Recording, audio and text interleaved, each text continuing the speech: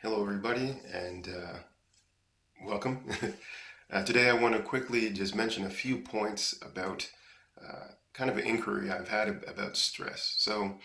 Uh, as you know, that I'm a self-care professional, and we deal a lot with stress and its different expressions on the body, more in a functional, how does it affect me every day kind of scenario.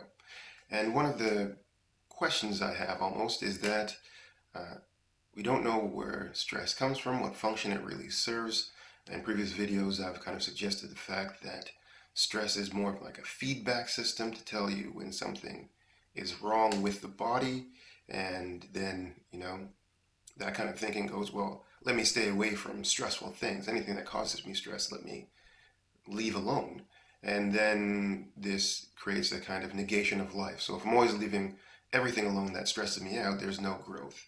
We also know that um, whenever we hit a situation where it's slightly stressful, but we, let's say, persevere after that, then this leads to a positive experience as opposed to distress. So only going halfway through the experience doesn't seem to be very productive.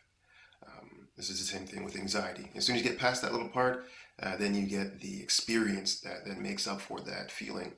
So, what is really the purpose of stress? Um, and I'm going to pose to you a different idea, a different perception on looking at this topic. I surmise that stress is really a feedback system, again, that allows us to understand, or the body experiences as it is being in different environments, the fact of something being um, unbalanced.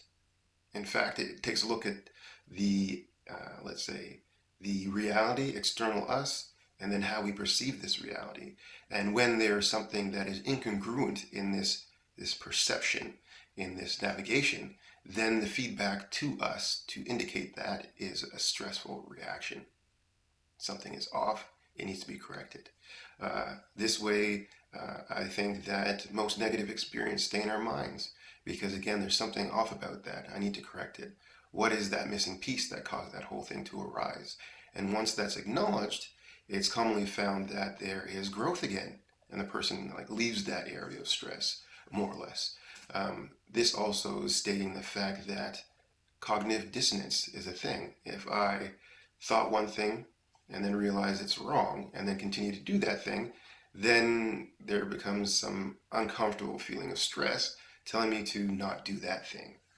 We could always override these things, but again, this shows that the internal and external world for us have to match up.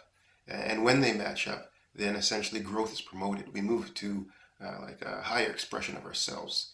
And we are often looking for this greater expression.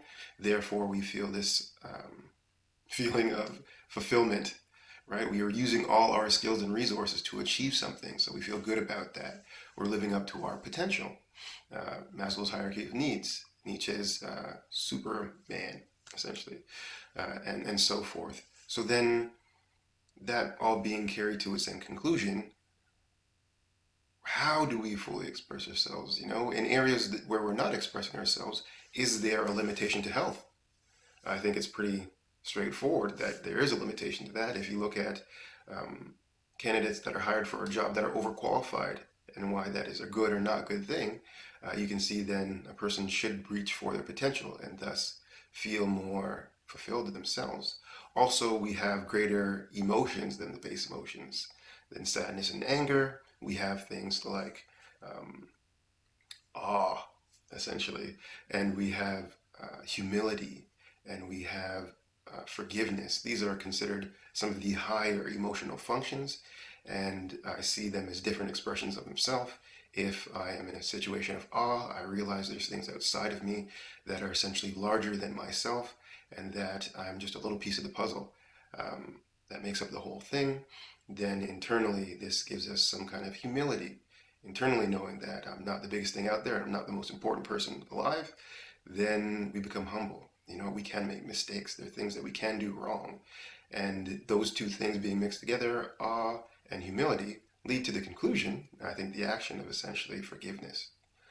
Meaning that now that I realize I'm not the most important thing ever, and there are things are out there that are greater than myself, then if I or am going to make these mistakes that I can make and hurt somebody in that way from my own ignorance, then I would like to be forgiven, and therefore I will extend to people that do the same to me forgiveness.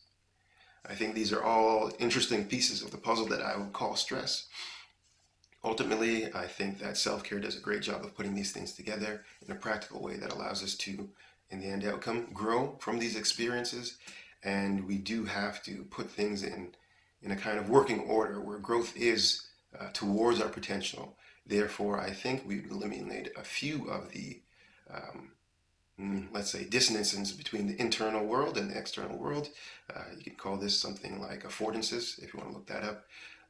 And we'll be able to self actualize, if you will, more of our potential, and this will lead to health. Health is one of the places where everybody has to pay attention, and nobody is above. So I think this is humbling as itself. Thank you very much for listening. My name is Noel Miller, self care expert. Thank you.